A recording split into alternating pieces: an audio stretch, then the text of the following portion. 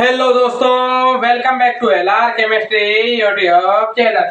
तो दोस्तों, जैसे कि आपको पता ही है कि मैंने पिछले वीडियो में आपको लास्ट में ऑर्गेनिक इफेक्ट्स के बारे में थोड़ा सा बताया था, लेकिन दोबारा से हम चलते हैं। तो ऑर्गेनिक इफेक्ट्स होते क्या है, ऑर्गेनिक इफेक्ट्स में कौन कौन से टाइप्स होते हैं और उन टाइप्स को अपन जो है थोड़े विस्तार पूर्वक वर्णन करेंगे हम।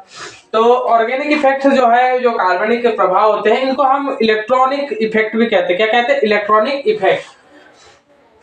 तो ये इलेक्ट्रॉनिक इफेक्ट दो प्रकार से हो सकते हैं, एक तो टेम्पररी और एक परमानेंट। टेम्पररी और परमानेंट मतलब कि स्थायी और अस्थायी। जो टेम्पररी होते हैं वो मैंने बताया था कि आक्रमणकारी की परिस्थिति में केवल और केवल ये प्रेजेंस ऑफ अटैकिंग रिएजेंट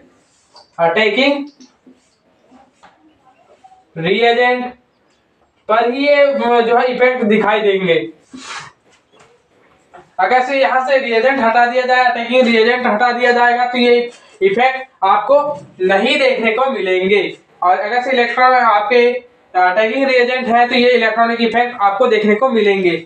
मतलब कि यहाँ कुल मिलाकर बात वही है कि अटैकिंग रिएजेंट और जो है अटैकिंग रिएजेंट के आधार पे ही ये जो है आपको ये इफेक्ट अपना यानी प्रभाव दर्शाते हैं। अगर मान लीजिए अटैकिंग रिएजेंट का प्रभाव यानी उसका प्रभाव नहीं, उसका स्वभाव कैसा है, उसका स्वभाव के आधार पे ही जो है ये अपना स्वभाव दर्शाते हैं।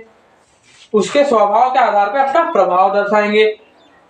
और यहाँ पर जब हम दूसरी बात करेंगे किसकी, आपका परमानेंट, तो परमानेंट वाले इनमें जो है आपके कहना चाहिए कि जो अटैकिंग रिएजेंट है उनकी आवश्यकता नहीं होती है। अटैकिंग रिएजेंट की आवश्यकता नहीं होती है, ध्यान रखेंगे।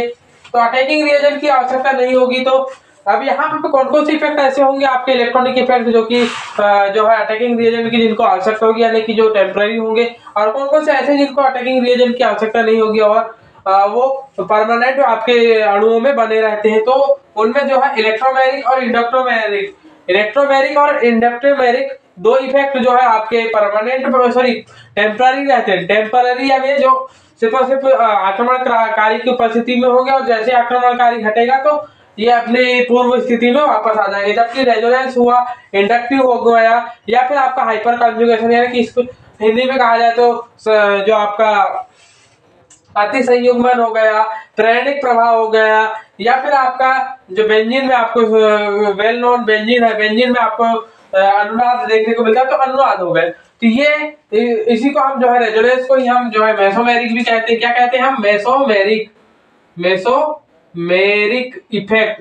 ये भी यहाँ पर तो ये तो जो है ये इफेक्ट परमानेंट बने रहते हैं। तो कैसे परमानेंट होते हैं, कैसे ये अलग अलग है, और हम किस जो है, तो सबसे पहले हम जो है इलेक्ट्रोमैरिक को पढ़ेंगे, याद रखेंगे। फिर उसके बाद हम इंडक्टिव इफेक्ट पढ़ लेंगे। सबसे पहले हम इंडक्टिव इफेक्ट पढ़ेंगे, उसके बाद इलेक्ट्रोमैरिक पढ़ लेंगे, इसके बाद थर्ड नंबर पर हम पढ़ लेंगे इंडक्टोमैरिक, इलेक्ट्रोमैरिक के बाद इंडक्टोमैरिक, उसके बाद रेजोनेंस या फिर मेसोमेरिक पढ़ेंगे आपके चौथे नंबर पे, और पांचवें नंबर पे आपका वेल नोन हाइपर कंजुगेशन होगा। तो यहाँ पे अब आपको एक क्रम बता दिया गया है कि मैं किस क्रम में आपको बताऊंगा। अब इसके पीछे का रीजन जो है कुछ, अब यहाँ पे आप कहेंगे कि ये तो सभी आपने इनको अलग अलग कर दिए, तो उस हिसाब से पहले आपको इलेक्ट्रोमैरिक पढ़ाना चाहिए, उसके बाद इंडक्टोमैरिक, रेजोनेंस, ऐसे इस क्रम में पढ़ाना चाहिए जिस तरीके से आपने लिखे। लेकिन नहीं, मुझे जो है पता है कि किस तरीके से किसे पढ़ाना है। हाँ, यहाँ पर कुछ कारणवश जो है ये अलग अलग हो जाते हैं, लेकिन जो है इनको पढ़ाने के लिए जो है एक सीक्वेंस पकड़ना पड़ता है। तो सबसे पहला होता है इंडक्टिव इफेक्ट, उसके बाद इलेक्ट्रोमैरिक, फिर उसके बाद इंडक्टोमैरिक चलेंगे, फिर रेजोनेंस या मेसोमेरिक, और लास्ट में हाइपर कंजुगेशन। तो आते हैं नेक्स्ट स्लाइड में हम किस पे, इंडक्टिव इफेक्ट पर। चलिए आपका हेडिंग, तो यहाँ पर आपको क्या पढ़ना है, आप इंडक्टिव मैरिक इफेक्ट, सॉरी इंडक्टोमैरिक नहीं, इंडक्टिव इफेक्ट। क्या पढ़ रहे हैं? इंडक्टिव इफेक्ट मतलब प्रेरणिक प्रभाव। तो यहाँ प्रेरणिक प्रभाव होता कैसे, जैसे कि आपने मुख्य रूप से आप हेलोजन्स पर, जो हेलो एल्केन पर चलिए, हेलो एल्केन हो गया, फिर आपके कोई जो अन्य जिनमें कि आपको क्या देखने को मिलता है, ऐसे ऐसे यौगिक जिनके जो है क्या कहना चाहिए आपके दो परमाणुओं के बीच, यहाँ पे आर मतलब कि यहाँ क्या हो जाता है, ये एल्किल समूह होता है, आपको पता ही होना चाहिए। आर यानी एल्किल समूह, एल्किल ग्रुप। और जो है यहाँ पे एक्स जो है दर्शाता है अपने आप को हेलोजन ग्रुप के रूप में। थोड़ी बहुत जानकारी होनी चाहिए आपको। तो हेलोजन ग्रुप, तो यहाँ पे ये चीजें हैं। तो यहाँ पे क्या होता है, एल्किल ग्रुप के जो लास्ट में यहाँ पे आप देखेंगे तो यहाँ पे कार्बन देखने को मिलेगा। आपको क्या देखने को मिलेगा, कार्बन। और जो है यहाँ हेलोजन में कोई भी जो है जैसे कि chlorine, fluorine, chlorine, bromine, iodine, ये चार में से कोई भी एक चीज देखने को मिल सकती है आपको। तो आपको देखेंगे कि इन दोनों के जो आप क्या कहना चाहिए माइनस, सॉरी यहाँ पे इंडक्टिव इफेक्ट है जिसे हम दर्शाएंगे, आपको पहले बता दिया जाए, मतलब इसे हम आई से दर्शाते हैं, इसे आई से दर्शाते हैं, याद रखेंगे। और जो इनके जो इलेक्ट्रॉन ग्रहण करने की क्षमता, जिसको हम क्या कहते हैं, इलेक्ट्रॉन नेगेटिविटी, इलेक्ट्रॉन ग्रहण करने की क्षमता जिसे हम कहते हैं इलेक्ट्रोनेगेटिविटी। तो इलेक्ट्रोनेगेटिविटी में इन दोनों में डिफरेंस देखने को मिलता है। आपको स्पष्ट पता होना चाहिए और बहुत अच्छे से आप खुद जानते हैं कि इनके इलेक्ट्रोनेगेटिविटी में काफी बड़ा डिफरेंस होता है। मैंने काफी अच्छे से आपको समझाया हुआ है ये। तो इलेक्ट्रोनेगेटिविटी में डिफरेंस होने की वजह से जो है इलेक्ट्रॉन जो है इस तरीके से ये हेलोजन की तरफ शिफ्ट हो जाता है। तो यहाँ हेलोजन की तरफ शिफ्ट हो जाता है। जैसे कि आपको मैं बताना चाहूँ तो मैं आपको फ्लोरोप्रोपेन, इसका उदाहरण मैं आपको लेकर के चलूं तो फ्लोरोप्रोपेन ये किस तरीके से बनता है। तो मैंने मान लीजिए आपको मैंने यहाँ CH3 CH2 CH2F कुछ इस तरीके से मैंने दर्शा दिया आपके लिए। क्या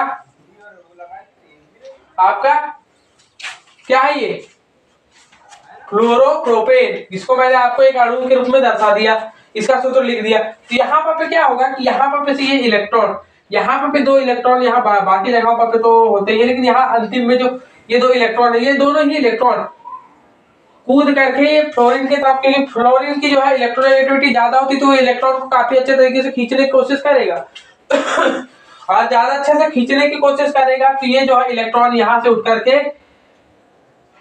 किसके तरफ चले जाएंगे, एफ की तरफ। तो एफ की तरफ चले जाएंगे तो इसको हम कुछ इस तरीके से दर्शाएंगे और एफ एरो के निशान से दर्शाएंगे, और एरो के निशान से दर्शाएंगे मतलब कि यहाँ पे इलेक्ट्रॉन एफ की ओर जा रहे हैं इलेक्ट्रॉन एफ की ओर जा रहे हैं। तो यहाँ पे एफ यानी फ्लोरीन, तो फ्लोरीन की ओर जा रहे हैं। तो यहाँ पे कहीं ना कहीं आपके पास नेगेटिव चार्ज आएगा, लेकिन ये negative charge fully negative charge ना होकर के आपका पार्शियली नेगेटिव चार्ज होगा। पार्शियली नेगेटिव चार्ज होगा तो उसे हम कैसे दर्शाते हैं, डेल्टा से दर्शाते हैं। कैसे, डेल्टा से। तो डेल्टा से दर्शाएंगे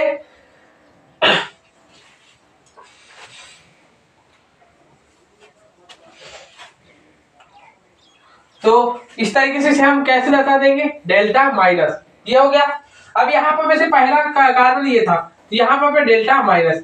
अब इसके बाद यहाँ पर इतना जितना यहाँ पर लगभग आ गया, लेकिन यहाँ पूर्ण तरीके से यहाँ पर यहाँ पर क्या है, नेगेटिव, यहाँ पर पॉजिटिव, अब पॉजिटिव हो चुका है। तो यहाँ पर थोड़ा सा चार्ज आ गया है, तो यहाँ चार्ज को बैलेंस करने की पार्शियली तरीके से यहाँ पर ये जो है कार्बन भी अपना इलेक्ट्रॉन देने की कोशिश करेगा, तो और थोड़ा कम पार्शियली।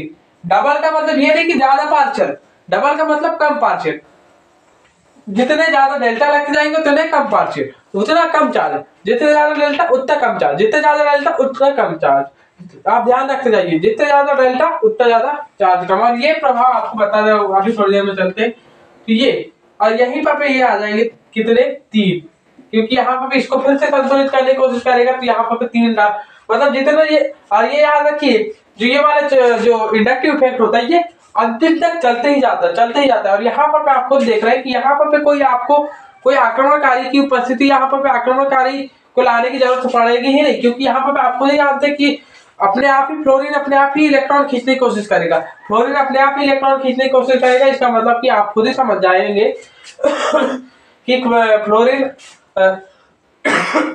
सॉरी, तो फ्लोरीन खुद ही अपने आप में इलेक्ट्रॉन खींचेगा। तो किसी की जरूरत है नहीं उसको, तो इस वजह से ये प्रभाव आपको अपने आप ही देखने को मिलेगा। तो ये हो जाएगा कौन सा प्रभाव, परमानेंट हो जाएगा। इसी वजह से ये कौन सा है, परमानेंट है, परमानेंट हो गया।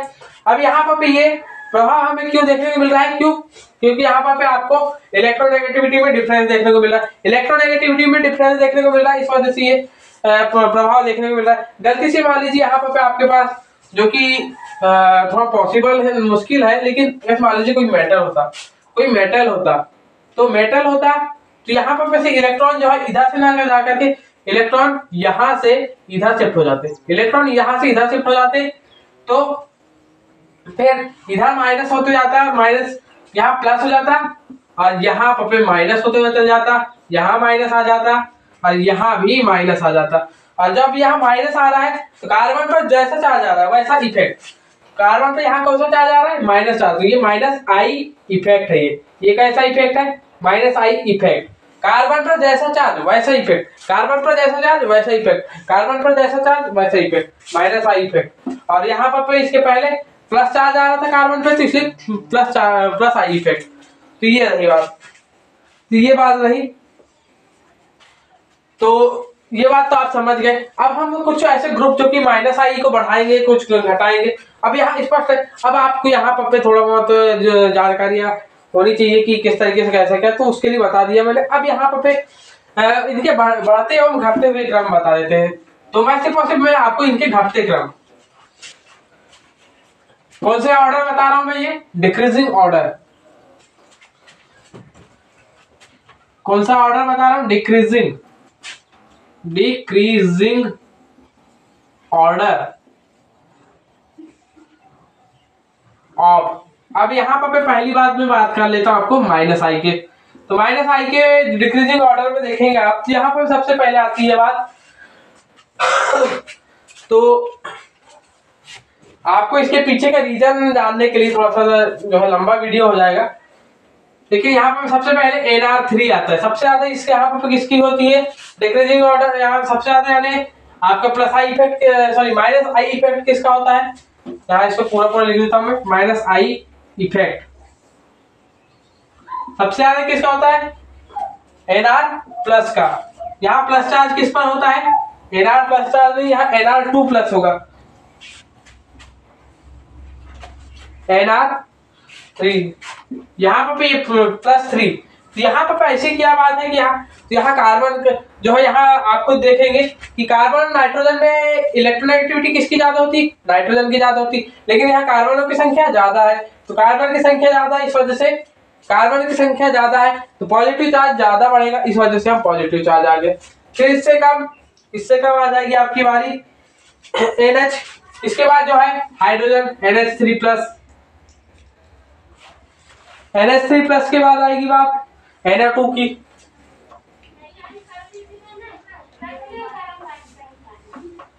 NO2+, और फिर इसके बाद बारी आएगी, और जब भी आप ये प्लस वाले इनको कार्बन से जोड़ेंगे तो कार्बन कैसा होगा आप खुद ही समझ रहे हैं, यहाँ प्लस वालों को जोड़ेंगे तो कार्बन माइनस होना चाहिए, कार्बन माइनस होना चाहिए, तब जाकर के जोड़ेंगे, ये कार्बन माइनस होंगे तभी ये जोड़ेगा। ये आपके दिमाग में फिट बैठना चाहिए, ये बात तो फिट होनी चाहिए बिल्कुल जी। तो ये बात है, तो यहाँ पर इससे आगे बढ़ेंगे आप, तो ये है नाइट्राइट समूह। इसके बाद बात आती है आपकी SO2R मतलब सल्फाइड, एल्किन सल्फाइड समूह। इसके बाद बारी आती है SO2H सल्फोनिक समूह, सल्फोनिक ग्रुप। उसके बाद आएगी CN।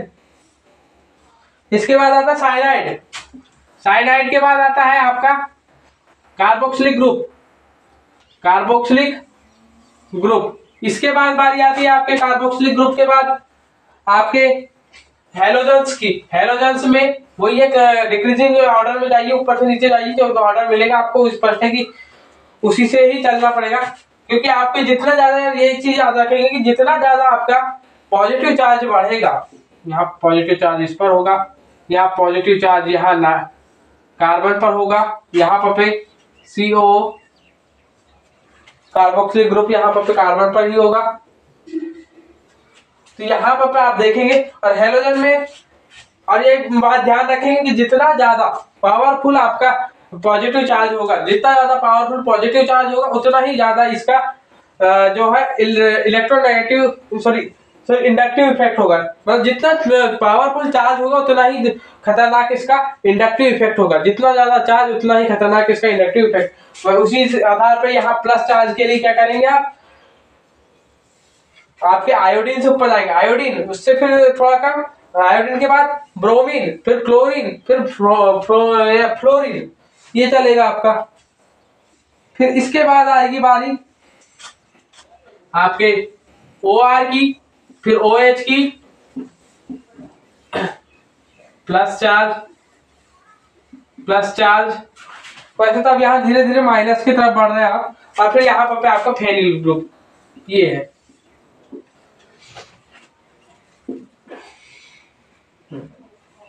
अब यहाँ प्लस चार्ज आप स्टार्टिंग के 2-3 में दर्शाएंगे, उसके बाद नहीं भी दर्शाएंगे तो भी चलता है, यहाँ कोई उतनी ज्यादा जरूरत होती नहीं है। तो यहाँ पर ये है। तो जैसे जैसे आप यहाँ पर आगे बढ़ते गए वहां पर आपको जो है, आप तो यहीं से समझ सकते हैं कि यहाँ पर इनकी जब आगे से मान लीजिए किसी ने पूछा आपसे कि इन सब में ज्यादा खतरनाक धनावेश कौन देगा, तो यहाँ पर सबसे खतरनाक यानी सबसे ज्यादा पावरफुल धनावेश यहाँ पर आपको एक प्रकार से Nr3+ में मिलेगा, Nr3+ में मिलेगा।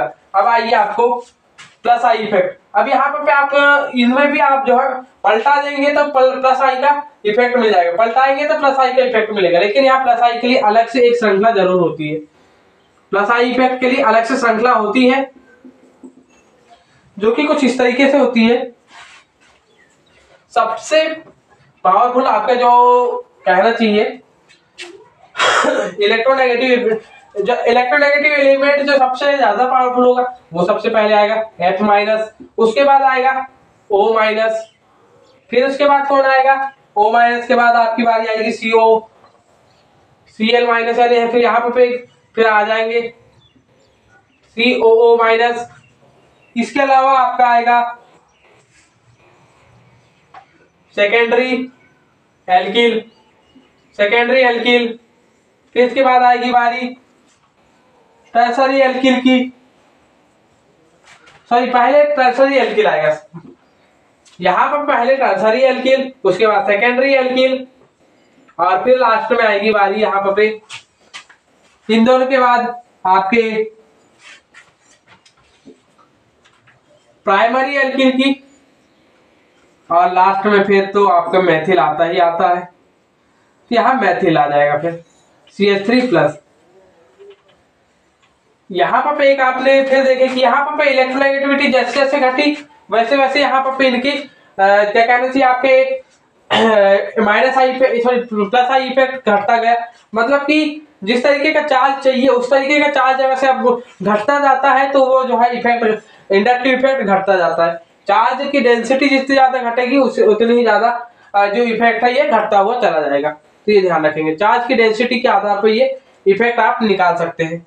इसके अलावा जो है दूसरे नंबर पे हम चलते हैं इलेक्ट्रोमैग्नेटिक पर नहीं चलेंगे, हम कहाँ चलेंगे इसके बाद, हाँ इलेक्ट्रोमैग्नेटिक पर ही चलेंगे। इसके बाद फिर इलेक्ट्रोमैग्नेटिक के बाद इंडक्ट्रोमैग्नेटिक पर जाएंगे। इलेक्ट्रोमैग्नेटिक इफेक्ट, तो अब हम बात करेंगे इलेक्ट्रोमैग्नेटिक इफेक्ट की। तो इलेक्ट्रोमैग्नेटिक इफेक्ट होता क्या है, तो यहाँ पर आपको बता दिया जाए कि ये आपको तो पहले ही बता दिया हूं मैंने कि ये क्या है, परमानेंट नहीं, ये कौन सा टेम्पररी इफेक्ट है। ये कौन सा इफेक्ट है, टेम्पररी इफेक्ट है, ये ध्यान रखेंगे। तो टेम्पररी इफेक्ट है, तो कैसे पता चलेगा कि टेम्पररी है, तो ये जितने भी टेम्पररी इफेक्ट है आपको ध्यान देना उनमें कहीं ना कहीं पाई बॉन्ड की बात जरूर आएगी। अब एक दो जैसे रेजोनेंस हुआ, हाइपर कंजुगेशन हुआ, इनमें भी बात आती है कि पाई इलेक्ट्रॉन्स की, लेकिन जो आपके टेम्पररी इफेक्ट है उनमें तो जो है पाई बॉन्ड जरूर होंगे। और पाई बॉन्ड्स जो है जैसे कि आप देख रहे हैं कि कीटोनिक ग्रुप देखे, जैसे कि आपने देख रहा है कीटोन ग्रुप, तो कीटोन ग्रुप पे क्या है, यहाँ ये एक क्या है, यहाँ पर भी ये है आपका सिग्मा बॉन्ड और ये हो गया आपका पाई बॉन्ड, या तो उल्टा लिख दीजिए आप, नीचे लिख दीजिए pi bond sorry sigma bond और ऊपर लिख दीजिए आप पाई बॉन्ड। तो ये है, आपने इस तरीके से इसको डिफाइन कर दिया, कोई भरोसा नहीं आया यहाँ पे भाई आप तो अभी सिर्फ बोर्ड पर देख रहे हैं, यहाँ पे कोई वो नहीं होता है, ये 2D स्ट्रक्चर है, जबकि आप जो है खुद जानते हैं कि एक 3D स्ट्रक्चर होती है कीटोन या फिर कोई भी समूह हो। तो यहाँ पर आक्रमणकारी की उपस्थिति में, किसकी उपस्थिति में, AR की उपस्थिति में, अटैकिंग रिएजेंट की उपस्थिति में क्या होता है कि यहाँ पर से एक इलेक्ट्रॉन ऐसा, यानी पाई बॉन्ड का जो पाई बॉन्ड है, पाई बॉन्ड उठ करके पूरे तरीके से, पिछले इसमें क्या देखे थे आपने, पार्शियली गया था, इंडक्टिव में क्या जाता है पार्शियली, और जो है आपके इलेक्ट्रोमैग्नेटिक में पूर्ण तरीके से चल जाता है, पूर्ण तरीके वैसे जाएगा कि यहाँ पूर्ण तरीके से यहाँ पर आपको नेगेटिव चार्ज देखने को मिलेगा और यहाँ पूर्ण तरीके से पॉजिटिव चार्ज देखने को मिलेगा। तो ये बात है इस तरीके से आक्रमणकारी की उपस्थिति में। तो यहाँ पर ये हो गया। और जो है अगर से आक्रमणकारी नहीं है, absence of attacking reagent, absence of attacking reagent में जैसा का तैसा कीटोन जैसा दिख रहा है आपको वैसा ही देखने को मिलेगा। तो ये है। तो क्या होता है कि जो आक्रमणकारी की परिस्थिति में यहाँ पाई बॉन्ड के इलेक्ट्रॉन उठ करके अधिक इलेक्ट्रोनेगेटिव तत्वों की तरफ शिफ्ट हो जाते हैं। इसे ही हम कहते हैं इलेक्ट्रोमैग्नेटिक इफेक्ट। कब? आक्रमणकारी की उपस्थिति में, जब पाई इलेक्ट्रॉन अधिक विद्युतीय तत्वों की ओर शिफ्ट हो जाते हैं तो उसे हम कहते हैं क्या? Electromagnetic effect. और वहां पर आपको पूर्ण तरीके से चार्ज देखने को मिलता है। यहाँ आप कुछ जानते हैं कि यहाँ पर आपका ऑक्सीजन जो है अधिक विद्युतीय तत्व था, तो यहाँ पर ये ऑक्सीजन की तरफ चला गया था। मान लीजिए आपका कोई एथीन होता तो फिर तो यहाँ पर आपको जानते हैं कि यहाँ पर एथीन में तो इधर भी पहुंचा सकते हैं आप, इधर भी पहुंचा सकते हैं, क्योंकि यहाँ पर एक प्रकार से दोनों ही कार्बन के बीच में क्या है, समान वो है। यहाँ पर पिछले वाले में जरूरी ही था कि आपको इलेक्ट्रोनेगेटिविटी का डिफरेंस रखना जरूरी था, लेकिन यहाँ इलेक्ट्रोनेगेटिविटी का डिफरेंस रखना जरूरी नहीं होता है, नहीं होगा जरूरी। वो अब यहाँ जो लगे हुए एल्किल ग्रुप है, यहाँ पर लगे हुए एल्किल ग्रुप, अब उनके आधार पे अगर गलती से अगर से डिफरेंस आ जाता है तो फिर तो बात अलग है, नहीं तो फिर अगर से एथीन है और एथीन में सिंपल और खासकर से मेन एथीन ही है, क्या है ये? एथीन है। तो फिर तो यहाँ पर किसी भी तरफ चल जा सकता है, कोई वो नहीं है, रेस्ट्रिक्शन होता नहीं है। तो आप तो समझ ही गए होंगे कि जो है इलेक्ट्रोमैग्नेटिक इफेक्ट क्या होता है। बहुत ही सिंपल है कि यहाँ आक्रमणकारी की परिस्थिति में पाई इलेक्ट्रॉन का शिफ्ट हो जाना। इसके बाद हम बात करते हैं इलेक्ट्रोमैग्नेटिक इफेक्ट के बाद आते हैं इंडक्टोमैग्नेटिक के बारे में। तो इंडक्टोमैग्नेटिक आते हैं, यहाँ पर आप देख सकते हैं कि जो आपके जैसे कि आपने देखे गया HCl, यहाँ पर आपने क्या लाए, कीटोन के सामने क्या ला रहे हैं आप? HCl ला रहे हैं। क्या ला लिए? HCl ला रहे हैं। यहाँ पे क्या होता है, सबसे पहले ये HCl सबसे पहले काय में टूटता है? H प्लस और Cn माइनस में टूटेगा। H प्लस Cn माइनस, ये दो चीजों में टूट जाएगा। तो यहाँ पर सबसे पहले उठ करके आएगा क्या? H plus. अगर से मान लीजिए पहले H प्लस उठ करके आ रहा है इसकी उपस्थिति में, सबसे पहली बात तो क्या होती है कि ये दो तरीके से टूट जाता है, यहाँ पर भी ये बन जाता है, इस तरीके से बनेगा और फिर ये टूटेगा। पहले कौन टूटेगा? कीटोन टूटेगा, उसके बाद फिर आपका HCl टूटेगा। तो HCl में जब कैसे मान लीजिए H प्लस पहले आ रहा है, H प्लस आ रहा है, मान लीजिए, कहने का मतलब आपका पहले इस तरीके से आपकी अभिक्रिया हो रही है, कार्बन ऑक्सीजन प्लस माइनस, यहाँ H प्लस आ रहा है, तो यहाँ पर आपको मिल रहा है क्या? ये प्लस चार्ज ही रह जा रहा है और यहाँ ये OH बन जा रहा है, ये OH पहले ही बन जा रहा है। तो यहाँ पर ये आपका प्लस E इफेक्ट होगा। ये कौन सा होगा? प्लस E होगा।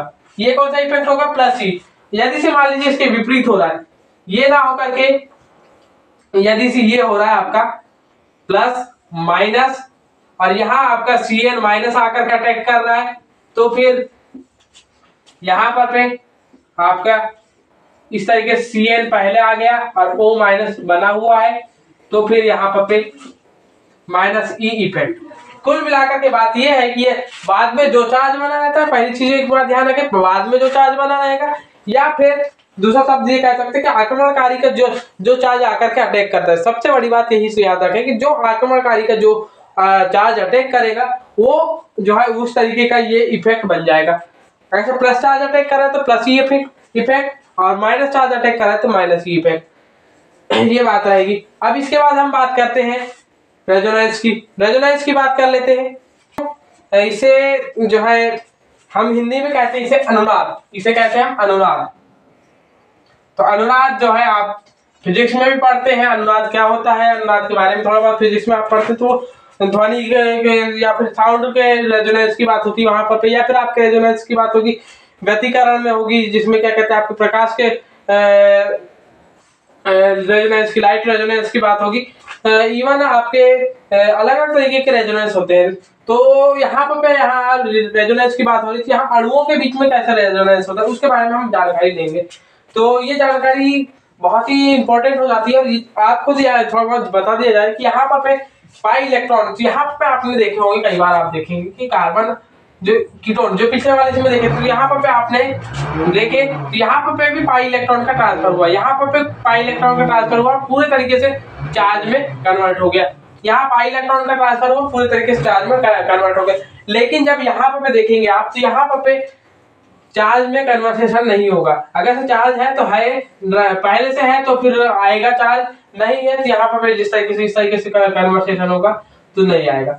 और मान लीजिए पहले से है तो फिर यहाँ पर यहाँ नहीं था तो इस तरीके से पहले से है, मान लीजिए प्लस या माइनस कुछ भी है, मान लो मैंने माइनस है मान लिया मैंने, चलो ठीक है, ये कर दिया अपन ने, यहाँ माइनस है, कोई भी एक चलो परमाणु के लिए पी डाल दिया और यहाँ पर मैंने एटम के लिए ए डाल दिया हूं और यहाँ माइनस चार्ज, चलो ठीक है। तो मैंने इसको यहाँ पर छूट करके यहाँ जाएगा, यहाँ से यहाँ आएगा, यहाँ से फिर यहाँ आएगा और यहाँ से यहाँ आएगा, और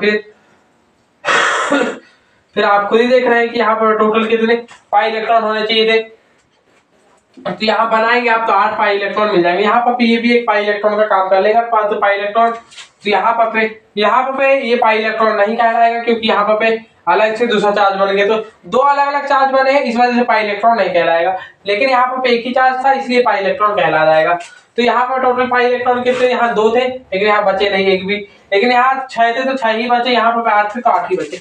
मतलब पाई इलेक्ट्रॉनों की संख्या में कोई घटोती नहीं आती, कोई बढ़ोतरी नहीं होती है।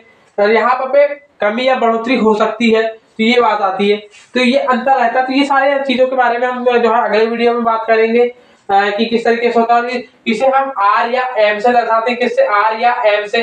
और इसके 2 प्रकार जो होते हैं, एक तो प्लस आर या प्लस एम होता है, और दूसरा होता है माइनस आर या माइनस एम। तो ये क्या होते हैं, ये प्रकार किस प्रकार डिफाइन होते हैं, इन सभी चीजों के बारे में हम नेक्स्ट स्लाइड में। और इसे हम टेम्पररी क्यों नहीं कहते, इसे हम परमानेंट ही क्यों कहते हैं, इसके बारे में भी जानकारी अब हम लेंगे। तो दोस्तों इस वीडियो को देखने के धन्यवाद। अपने दोस्तों तक इस वीडियो को शेयर कीजिए और बताइए कि आप किस तरीके के वीडियो इनको देख रहे हैं, और अपने दोस्तों को भी बताइए। और इतने ही अच्छे तरीके से आप इन कॉन्सेप्ट इनको देख सकते हैं, समझ सकते हैं। और अगर से मान लीजिए आपको कोई डाउट आता है तो मेरे को उस डाउट को आप अपने कमेंट बॉक्स में छोड़ सकते हैं, तो मैं उस डाउट को दूर करने की कोशिश करूंगा। तो दोस्तों इस वीडियो को देखने के लिए धन्यवाद। जय हिंद, जय श्री राम।